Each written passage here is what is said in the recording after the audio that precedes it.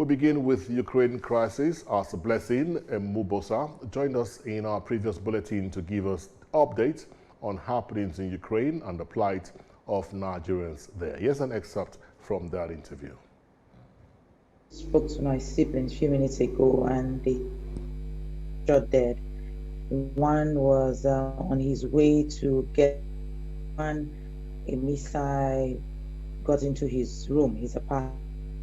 And so they said they reported it to the Indian government, and right now the Indian government are in talks with the Ukrainian Russian government to allow them land maybe border of the Moscow border where the city where my brothers reside, and because they have like about to evacuate, and it's really getting hot. In fact, that this morning they tried to leave, and the Chinese people tried with the bus and refused even them entering, and all of a sudden they saw missiles flying and they went back inside. And so he gave me another incident in that he went to charge up the phone in another building because there was no light in the hostel where he was, because they came out from the underground to take their shower. He said right in front of him the missile fired over his head. Shock was too overwhelming, and he was like like he said the other friend that was with him, when the guy was shaking for 2 hours, it took them a lot to calm the guy down. To him and said, I don't know what's going to happen, but tomorrow you guys should pack your things very early, as early as you can, because they said that they're having a additional trainer coming in tomorrow to their city.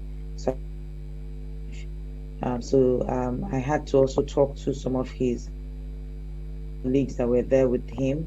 I'm supposed to call this evening, and so it's not fun. It's getting hot in the city of Kharkov, because I think they've slowed down a little bit for Kiev. Kiev started practicing the guerrilla fight where they sacrificed themselves in order for the Russians not to invade more. So the Russians, what they're doing now is just to tell us what you hear about the ongoing discrimination at the border post. Has it stopped, or is it still ongoing? The fact is that discrimination of blacks will always and has always been an issue for centuries. To stop overnight, yes, it's still ongoing. It's still alive, strong, and ongoing. Like I said, it's ability for us also to conduct black people. Like I told some of the students that complained, I said, see, try hurry, try not to push too much, try to be patient. To me, even when we're not pushing, we're just trying to get to the train and they're still discriminating us. Well, I do not know what to say. And there was an incident also that happened, was it today or yesterday? The Nigerians, yes, the Nigerians who have already moved over. Some parents were calling me and saying, oh, please, is there any way our children in another country, we don't want them to come to Nigeria? And I'm like, wow. It's like, even in this situation, they are still go to another country than to come back home. It's very, very alarming. Hello, yes, I can hear you. Good evening. Fantastic, Favor, fantastic, Favor. We are with you right there where you are at the moment. Tell us exactly where you are. What's the situation right where you are at the moment? Right now it's calm. I think fighting stopped at about fighter jet that flew over, but we just had to run to the bunker when we saw it's calm, so they told us to come up, take a shower or something, or eat, or if we can cook, to take down. Right now I'm in Kharkiv city,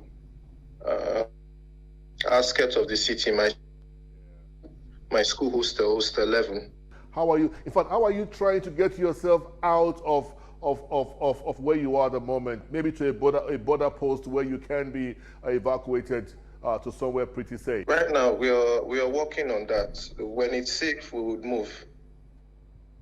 It's not safe. Today, the fighting was intense and it was close by. A building was shelled close to our school hostel. So today, but let's see how tomorrow would be like.